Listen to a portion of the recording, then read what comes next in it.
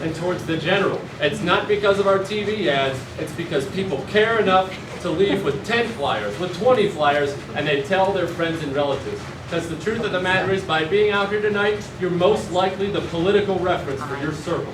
Whether that be the people you work with, your friends, everybody, they're going to come to you. And that's why we've come this far, because people go put the work in. You don't have to conquer the world to take the country back, conquer your circle. Tell 10 people. They're saying this primary might come within 1,000 votes.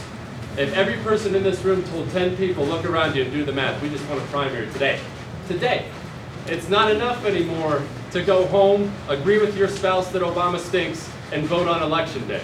That's important, but that's not enough. Tell one person if you can. Get one person to come. It's August and November. That is what matters. And hello, friends from Goodness Lounge. Sir? Yes. My name's Jerry Whitson. I'm disappointed a lot in the Republicans that are some of the Republicans that are in Congress now. Can I get your assurance that when there's something wrong, when we complain about it, we have an alternate solution? And that isn't happening now. It's just complain. We need alternate solutions. When we get those alternate solutions, if people know about it, they'll vote for it. That's exactly right. And yes, you can get that assurance. And here's the problem. He asked about, he doesn't like it that Republicans, and you can't hear the questions, right? I should repeat them. Can you hear them in the back? All right, I'll keep repeating them. He's concerned that Republicans don't have solutions. They're complaining, but they don't have solutions. It's partially right, it's partially not. A lot of things they don't have solutions on, but a lot of things they do, you just don't hear about. And unless you go looking for it, you can't hear about it. I mean, did you know that Republicans put in an amendment to Obamacare saying that Congress would have to live underneath it? You didn't know that, did you? Didn't even get out of committee. You had great congressmen like, see, there are some good people there. That is the relief. People like Congressman Tom Price of Georgia. He put out a Stop Barack Obama's Unsustainable Deficit Act. Now that's an act right there. But it didn't go anywhere. See, that's the problem right now. We are in such a minority in the numbers that you're simply not going to hear about a lot of these things because it's not even going to get out of committee. This is stuff that's not going to get to the House floor, let alone Fox News. And unless you're glued to Fox News 24 hours a day, which since we're conservatives, we don't have time to watch the news 24 hours a day, that's probably not going to happen. And so they have some solutions. Do they need more? Yes. But is it going to be enough for the next 2 years to say no to everything Barack Obama does? No, it's not. Yes, we need to say no to everything in his radical agenda, but we need to present the American people with an alternative. You need to define your opponent in politics, but you better present a clear alternative. It's not enough to just say how bad the other guy stinks. It's not enough. It's not enough. Ma'am? Oh. For 8 years, George Bush let the press vilify him without ever defending himself. Karl Rove has apologized for that. He says that was a mistake. They're going to continue to do that. I think it's going to be a bloodbath in Congress. I really do. I think there's going to be a lot of conservatives taking over just in time for all of his crap plans to take effect and get blamed for it. Yes, ma'am. You've got to get on the news, get on the talking head shows, and tell the American people the truth. Don't let these liberal, mainstream media types run the agenda. Please. Couple things on that. First of all, you're right. We need to be aware of getting the message out. It is not enough as Republicans, and we fall into this trap a lot, especially as conservatives, that because we're right on the issues, we think that everyone's going to agree. It's one thing to say something, it's another thing entirely to tell someone. You can say anything. You better get out there and tell someone. We've been really, really blessed on this campaign. I mean, the blessings have poured in that we have some great national media contacts now. People like Mark Levin, we were just on his show again last Friday. We have some contacts at Fox News, some other national radio programs. They've really helped us get the message out, and they're going to help us after we're in Congress as well. You're right, the messaging matters.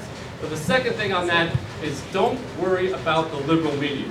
We get that a lot, and it's natural. You see these things, you watch the nightly news on any channel, and you watch them manipulate the conservative message, trash Republicans, and you think to yourself, everyone's watching this and they're believing it. The ratings say no one's watching it because the free market worked again.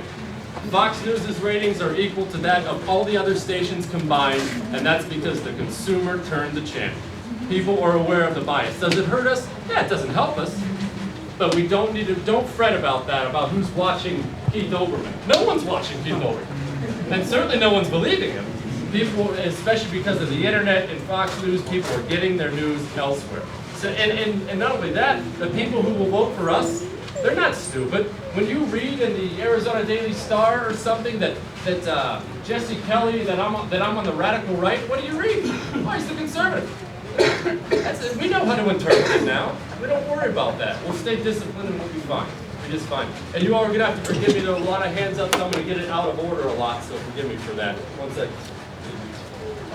Maybe the answer to this question is elsewhere, but I've got a very person from you.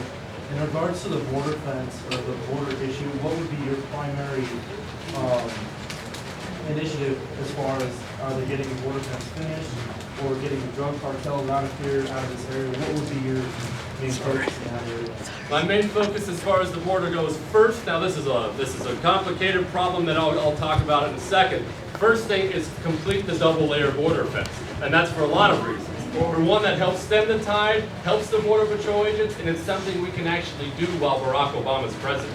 There is absolutely no good illegal immigration bill that this president will sign. Not a single one will be good for America. If you think he's going to sign an illegal immigration bill, trust me, it stinks. He's going to sign one that pushes for amnesty, that pushes for open borders. He will never sign for one that signs on for enforcement. The reason we can do the fence is because it's already passed. It's already legislated. They've just taken away the funds for it. We get the funds put back in. We get the double layer border fence up. We get the Border Patrol on the border like they want to be. They want to be on the border too. They're pulling their hair out. We get these oppressive rules of engagement off of them. We get real employer sanctions, meaning we fund E-Verify, we enforce the I-9s, and we can solve the illegal immigration problem in this country. There's no question about it. The problem is, and we're going to talk about this a lot tonight, it's not just the liberals, it's half the Republicans. That is why the primaries matter so much. We're fighting against our own party. If we were just unified and doing the right thing, we'd be fine. But again, it's half the Republicans we fight against every single time.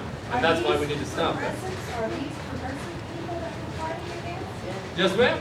Yes, ma'am. Liberalism, it's not a Democrat versus Republican thing in this country. It is liberalism versus conservatism in this country.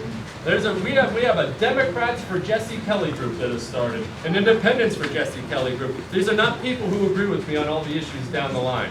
These are people who realize that this far left liberalism is not what they signed on for. And that Democrat Party, John F. Kennedy's not coming back. It is not that party anymore. It is something out there. It is something completely out there. And that's not the average everyday Democrat. That's these radicals in power like Giffords and Obama and others. Two questions. One, I'm going to coin a new phrase, and I already know, kind of know the answer. Yes. You're not going to do a McCain on it, or you wouldn't get elected. And then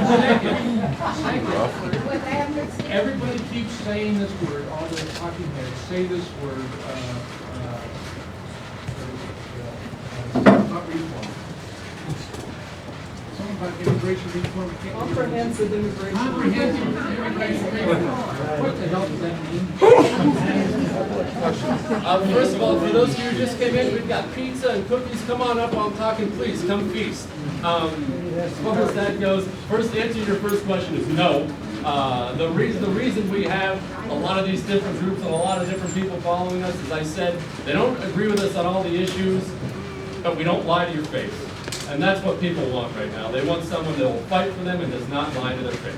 We don't say one thing to this group. We don't say one thing here in the American Legion and go say something different up at a Rotary Club in Oro Valley. The message stays the same throughout. So that does not change.